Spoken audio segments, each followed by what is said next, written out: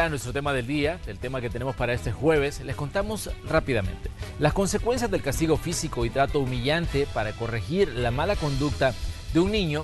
Es lo que trataremos hoy en este espacio que llamamos nuestro tema del día. Corregir a los niños para ser personas de bien en la sociedad salvadoreña se han utilizado por años prácticas consideradas como maltrato y humillación en el seno de la familia, centros escolares o correccionales. Algo que para muchos padres no debe ser en estos tiempos la forma de corregir. El padre, la madre, la familia es el espejo de la criatura. De acuerdo a cómo trate el papá, la mamá o la mamá al papá o a la familia entera, así el niño va creciendo con esa cuestión en su cabecita. No pegándoles, porque los hijos entre más se les pega, se vuelven más rebeldes algunas veces. La práctica de castigo físico fue analizada en este foro, desde varios puntos, el religioso y el psicológico. Que hablan acerca de dar azotes y de golpear con vara a los hijos. Eso correspondió a una época cuando los niños eran tratados de manera muy cruel. Cuando entendemos que la Biblia es una revelación progresiva y que por lo tanto debe ser interpretada de esa manera, definitivamente el castigo físico para los niños ya no es un mandato divino al presente, sino que el mandato bíblico es el que acabamos de leer en el Nuevo Testamento: criar a los hijos con instrucción y amonestación y no hacerlos enojar. Y nosotros tenemos casos increíbles de personas de 60, 70 años con situaciones que ningún medicamento puede aliviar y que uno no sabe qué hacer. Y entonces nos lo remiten a la clínica. Y después de 6 meses o un año encontramos el castigo físico como la base de toda una identidad personal que hace que nosotros nos comportemos de determinada manera. Entonces parece mentira cómo la relación de salud tiene que ver con el castigo físico. También desde una perspectiva médica y legal. Cuando el castigo físico se considera ya un abuso físico y la consecuencia es que deja una marca. Eso es básicamente la definición de abuso. La situación de madurez y de vulnerabilidad de los niños y niñas exige una mayor protección, no una menor protección. No quiere decir que por ser niños tienen menos derechos, porque así se considera y por eso se les golpea, porque no se les considera personas iguales que los adultos. Todos coinciden en que el maltrato físico para corregir la mala conducta de un niño debe ser cambiado, incluso en las leyes, donde los diputados deberán valorar entre quitar la autoridad a los padres y garantizar la integridad de los niños. Buscar una manera de proteger el mejor interés de los niños en este sentido, sin que sea en perjuicio del control de los papás. Podría ser una redacción aclaratoria de qué es corrección moderada o qué es castigo moderado. La prohibición expresa del castigo físico y el castigo moderado es el balance que deberá contener la reforma a la Ley de Protección a la Niñez y Adolescencia, que se discute en la Comisión de la Asamblea Legislativa. Con imágenes de Ever Ávaros, un reporte de Luis Alberto López. Bien, y hay expresiones tan coloquiales y que todos conocemos de nuestros abuelos, más me parece como hincarte en maicillo. Sí, ¿de veras? Sí. Sí. Ahí va la gallina. Es otro. Sáquese el cincho. Son otras, son expresiones con las que hemos crecido algunos de una generación.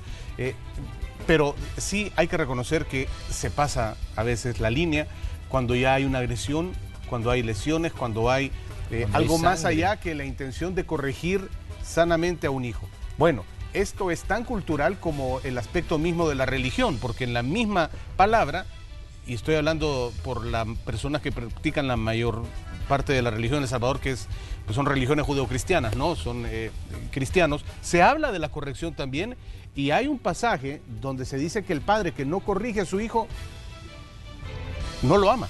Pero es que no puedes confundir corrección con maltrato. Exactamente, es la diferencia que hay que marcar. Es una situación en la que hay una larga distancia.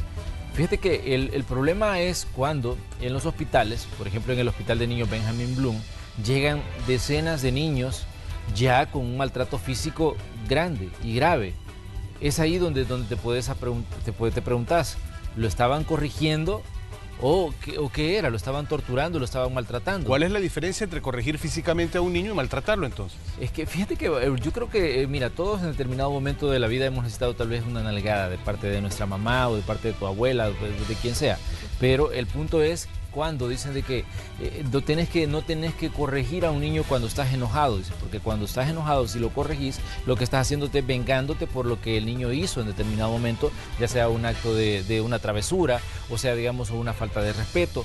Pero lo que pasa es que el problema es cuando la gente cree que entre más duro lo golpeas, o sea, más o es mejor la corrección. Entonces ese es el punto donde creo yo de que existe esa confusión, que se cree que maltrato es sinónimo de corrección y no es así. Sí, hemos comentado en otras oportunidades en este espacio que es bien cultural y generacional también, como bien lo mencionaba Carlos, quizás era normalizado en la generación de nuestros abuelos o de nuestros padres, de a poco es una realidad que va cambiando pero que continúa persistente.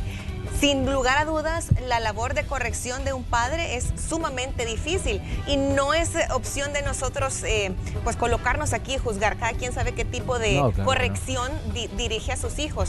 Pero uno de los expertos estaba mencionando, ninguna corrección es efectiva si deja cicatrices ni físicas y mucho menos las emocionales, porque se puede incluso causar severos daños emocionales a un niño que está en esta etapa de crecimiento y que no comprende que su padre le corrige. Oye bien, porque la sabiduría es milenaria, de veras, porque nos venimos a confundir y a deslizar en cuestiones cuando hay excesos, es lo malo, ¿no? Claro. Exacto. ¿Sí? El que escatima la vara odia a su hijo. El que escatima la vara odia a su hijo, lo odia, no lo corrige. Más el que lo ama, lo disciplina con diligencia. Disciplinar con diligencia, con cuidado, sin caer en el exceso, siendo diligente en la labor encomendada de disciplinar a tu hijo. Proverbios 13:24, ¿verdad? Proverbios 13:24. Sí, ahí está. Creo que es importante esto, porque fíjate que estaba leyendo hoy un reporte que hablaban de los casos que llegan a los hospitales, sobre todo el hospital de niños Benjamin Bloom. En muchas ocasiones los niños llegan con un maltrato grande, tanto a nivel psicológico como a nivel físico. Y es ahí donde uno se pone a pensar, digamos, qué tipo de sociedad es la que estamos viviendo, cuando se maltrata a un niño y cuando ya, digamos, lo que se supone debería ser una corrección, pasa a una quemadura de las manos, pasa a una fractura de un hueso, pasa a un golpe en la cabeza. ¿Debes legislar esto, Manuel? ¿Te parece? Hay que legislarlo, hay que entrarle con una ley especial que diga, ok, está permitido agarrar su sandalia, la suela del zapato, la guina, lo que quiera, y darle uno en los glúteos a su hijo sin entrar y no dejarlo. Tenemos que llegar a eso. O debe quedar en el criterio del padre no lastimar a su hijo. Es que fíjate que cada padre va a pensar que lastimar es una cosa y otro que es diferente. Lo que pasa es que hay una cantidad de elementos que están en esto de la paternidad, porque ¿cuál es el problema que tenemos hoy en día? Imagínate cuántos embarazos adolescentes hay, cuánta gente está convirtiéndose en padre cuando no tiene la suficiente madurez ni para cuidarse a sí mismo, mucho menos para cuidar a otro ser humano. Para corregir a un hijo. Entonces ese es el punto en el que tenemos que entrar a la discusión, que no se limita solo a la situación de cómo educas a un niño, sino es si estás preparado realmente y emocionalmente para ser padre, para asumir la responsabilidad de darle, digamos, disciplina, de darle educación, de darle toda la formación que necesita un ser humano. Y esa es quizás una de las situaciones más débiles en las que estamos como sociedad, porque cada vez vemos niños criando niños. Entonces, si preguntas, ¿cómo una persona que tiene 16, 17, 18 años va a poder criar a un niño y darle, digamos, todo lo que necesita y la protección que necesita cuando esta persona ni siquiera tal vez está emocionalmente madura? Entonces, son situaciones en las que a veces uno se pregunta, bueno, ¿qué es lo que tendríamos que hacer? Digamos, incrementar la educación sexual, incrementar la orientación de la responsabilidad que significa ser padre. Entonces, todo esto va amarrado al tema de la crianza. Tienes que ver la sociedad también.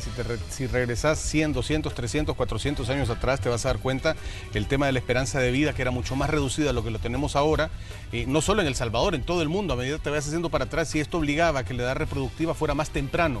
Por eso es que la naturaleza Por eso es que la naturaleza permite que una persona entre a cierta edad reproductiva. Sin embargo, las sociedades han llegado a consensos de que no es prudente hacerlo cuando la naturaleza dice. Es mejor esperar para que también madure, ¿no? Madure la parte emocional, madure la parte mental. Y en ese contexto debemos de entrarle también al tema de la educación y corrección a los hijos.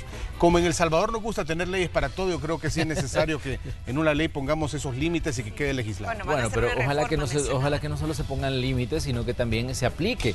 Porque el problema es que tenemos anaqueles llenos de leyes, como tú bien lo dices, leyes y leyes y leyes para todo. Pero el problema es qué tanto de eso que está escrito, qué tanto de lo que se ha plasmado en papel se cumple a la hora ya, digamos, de entrar de lleno al crecimiento de una sociedad. Sí, bueno, está bien interesante el planteamiento y sin duda usted también tendrá sus propias opiniones, puede compartirlas a través de nuestras redes sociales. Recuerda que nos encuentra como Noticiero Hechos. Agradecemos también al periodista Luis Alberto López por este informe muy completo que nos está presentando.